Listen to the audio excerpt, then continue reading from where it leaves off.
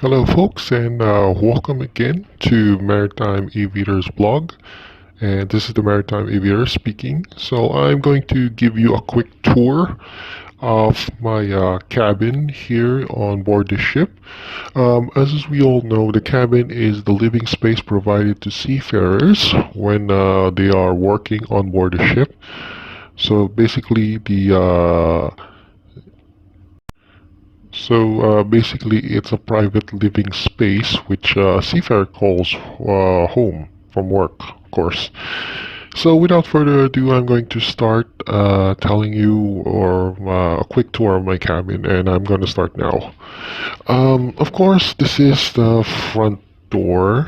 And on the front door, as you can see the paper here, basically that's the master station, which is posted. Every door here that is used by the crew has a posting for the muster station in case of an emergency or a drill. It basically tells your duties and responsibilities during those drills. And as you can see, this is my living space. It's not really that big.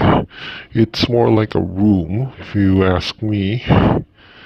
But I think it's sufficient, of at least on my end, to it's similar to a room where you could work with, and it's your private space. No one can, well, of course, no one can intrude on that. As you can see on this part, this is where I keep most of my uniforms, or at least my coveralls, working coveralls, which also includes, I also put my helmet there, working helmet, and shoes. Now, I've already scavenged most of the leftover shoes, so I needed at least four. As you can see, I already have two. Um, and I have another two here shoes. I need four for work, four sets of it on work.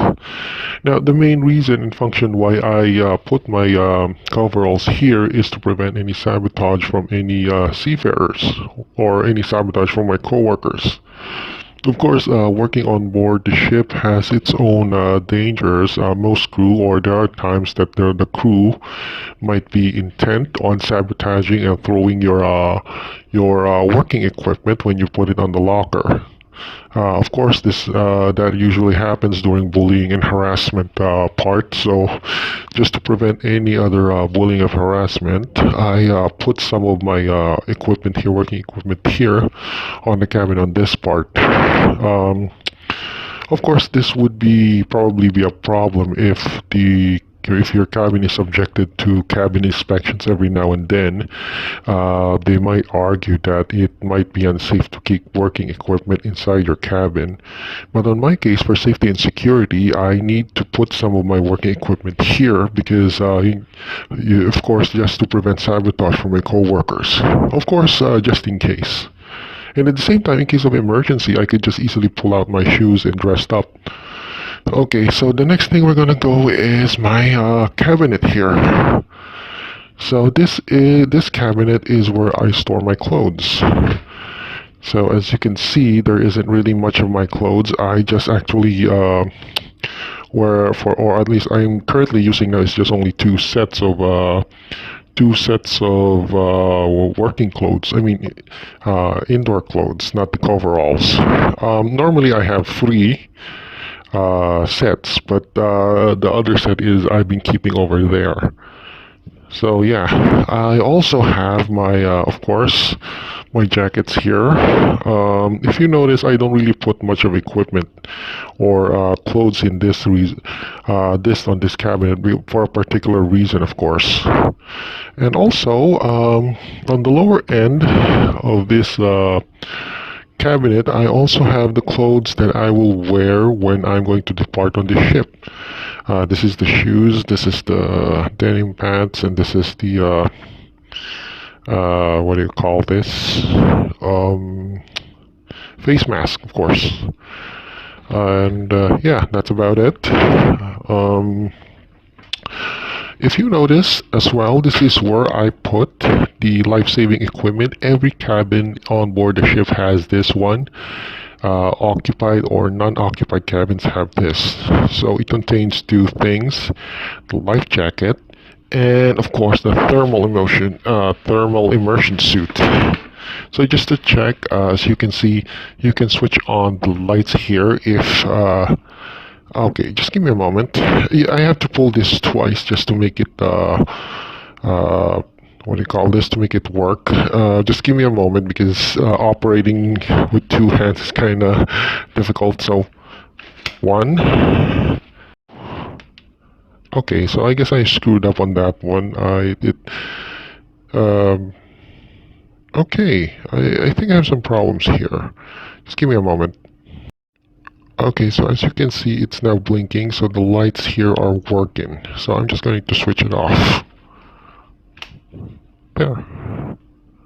There. It's already switched off, so we're going to go through the next. Now, the next on my cupboard here is basically just typical ordinary tools that I use. Of course, this is just some stuff that I found here on this cabin when I left. Rubber bands, staplers, markers, staples, and of course some chopsticks. Now on the next here, on this cupboard is, of course, this is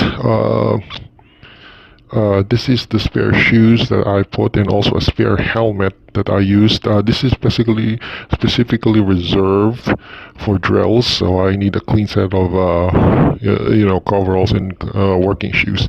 Now this is the water that water bottles that I usually store underneath. As I need to store this because just in case that I ran out of mineral water, I can just simply refill it on a nearby water station at the crew mess. So this is my desk. As you already know, I use this for video editing, this one for internet, although the internet here is non-existent, along with my tablet. And this one, it's just a souvenir or a decoration for my desk. It's just a reminder that I need to be inspired, that I'm doing this work, seafaring work, for my flight school. I'm doing work as a seafarer to earn some money for my flight school. And of course, this is my tablet. And we're going to go now on my a unit toilet here. Now, most cabins, or some cabins, or some ships' cabins, don't really have any functioning toilet. I mean, one examples are on bulk ships. They apparently don't have a built-in toilet inside the crew quarter. I mean, they don't have a built-in toilet inside the crew's cabin. I even encountered once during my early years as a seafarer that even though it's considered as a tanker, they don't even have an internally built toilet inside the cabin. So inside my cabin, you can see the mirror, pretty standard fare, of course the shower, and of course this is the soap that I scavenged during my quarantine. And also this is the shampoo and the toothbrush, shaver, a toothbrush, toothpaste. I mean. Now, usually, toothpaste tubes like this last for me for about 2 months. Now, on the showers, there are two options here. This is the hot water, and this is the cold water, and this is the settings. And of course, this is one where it's a switch to switch it on. See? And we also have, of course, the toilet here. The toilet inside the ship is a vacuum type. So it's similar to a flush, but instead of a flush, it's similar to the toilet flush that you use on an aircraft. I'm just gonna press it. Okay, so it seems that... See that sound? And of course, this is the toilet sink or the wash sink. Now, if you notice, I have three buckets here. I separate my laundry when I change because of for laundry issues. I need to separate my working clothes and the my t-shirts, the clothes inside my working clothes. So I just separate them. I never mix them because during washing, um, usually, if you're using a coveralls, it might be stained with chemicals, so we don't want that to be getting mixed up with your personal clothes. So inside, this is where I store my scavenge soap. As you know, soaps are scarcity here on ships. I mean, at least on cargo ships, they don't issue them regularly. So for this month, I only have two issued soaps, but I could expand them because I mean, I could make it last a bit longer by going outside and scavenging them. And also, this is the sanitation gel. So that's pretty much. Okay. Also, I one more thing on my cabin tour is that I never put trash on the trash bins for reasons of something to do with the cabin inspection. Now, if you have an Indian captain or say a Filipino captain who regularly conducts cabin inspections, they often try to look most of the time on the trash and see if you've already thrown the trash. And it's a bit of choresome to separate your what do you call this, your trash.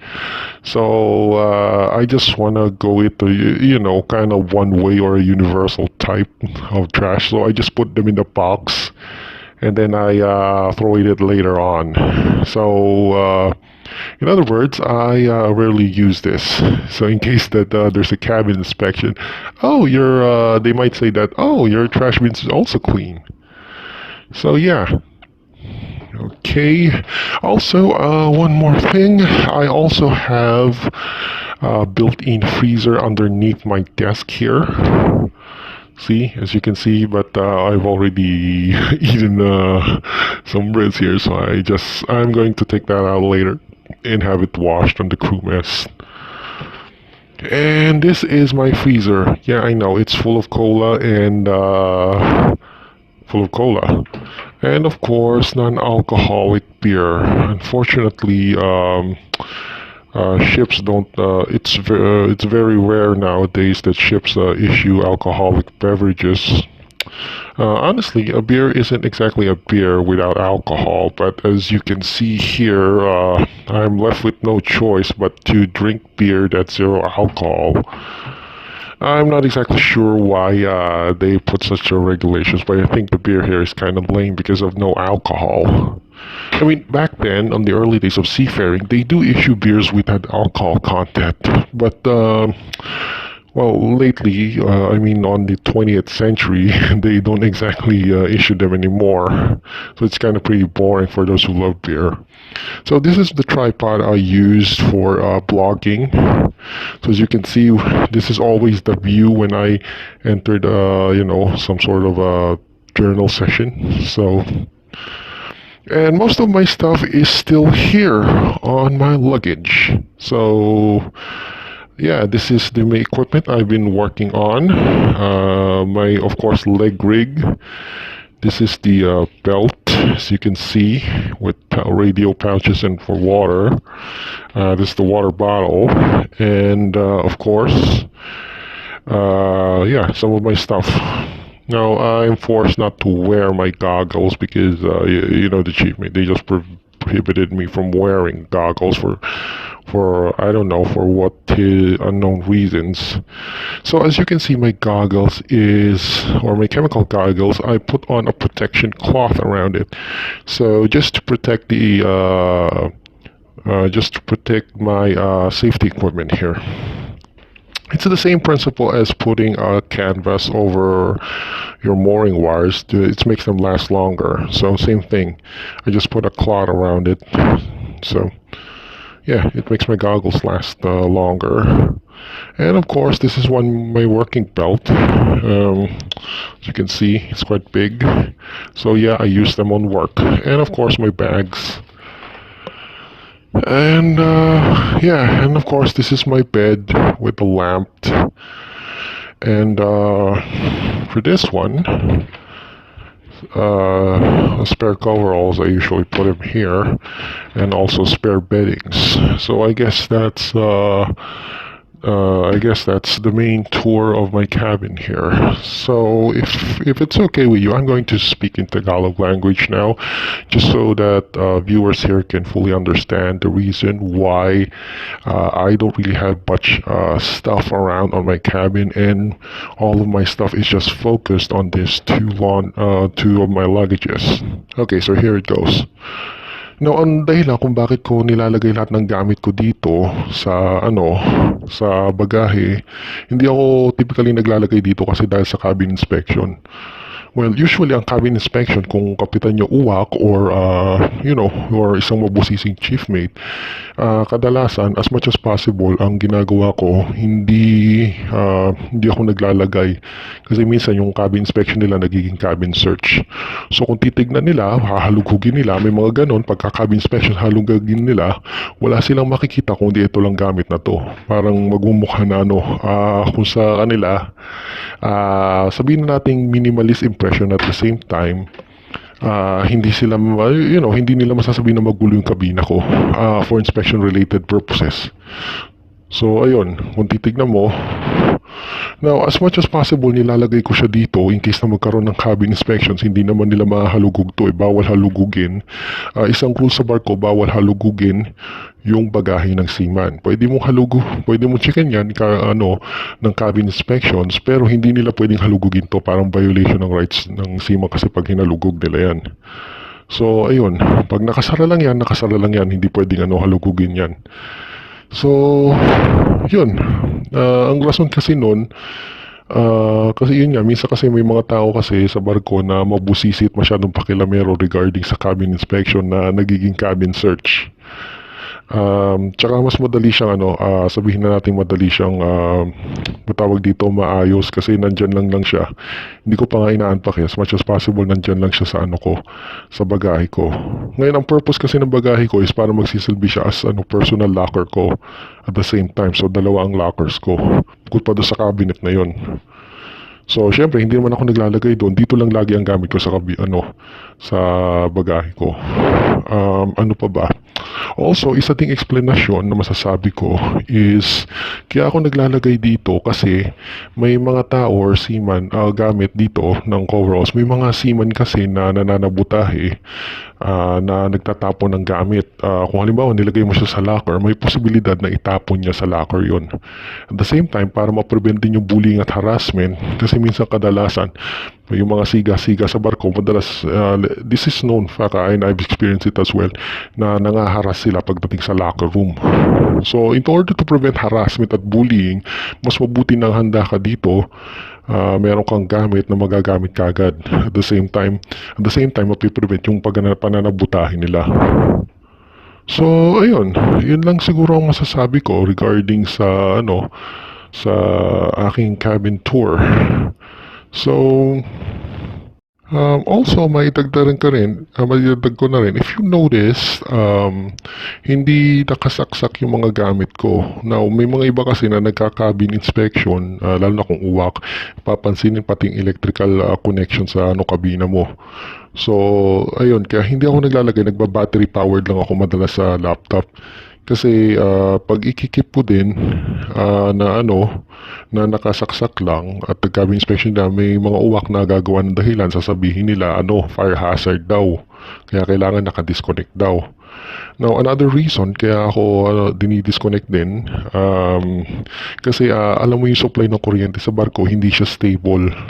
Kadalasan nagpa-fluctuate siya, minsan nag-overvoltage siya or nag-undervoltage siya. Meron akong laptop dati na lagi siya nakakonekta years back sa connection dito sa sa electrical sockets, and apparently nasira siya. yung laptop na laging nakakonekta sa laging nakakonekta sa electrical circuit. Parang something na nag-ground yung hard drive niya. So obviously hindi ko na nagamit. So at the same time, kaya siya naka-disconnect at naka-battery power lang lagi is to protect mo yung devices ko sa barko. So I guess that pretty much covers my cabin tour on you viewers here. So to those who are listening to this, I hope this was informative, and please like and subscribe to this channel. It will really help me a lot, especially in the YouTube algorithm. And also, this channel is available on Apple and iTunes podcast for listening.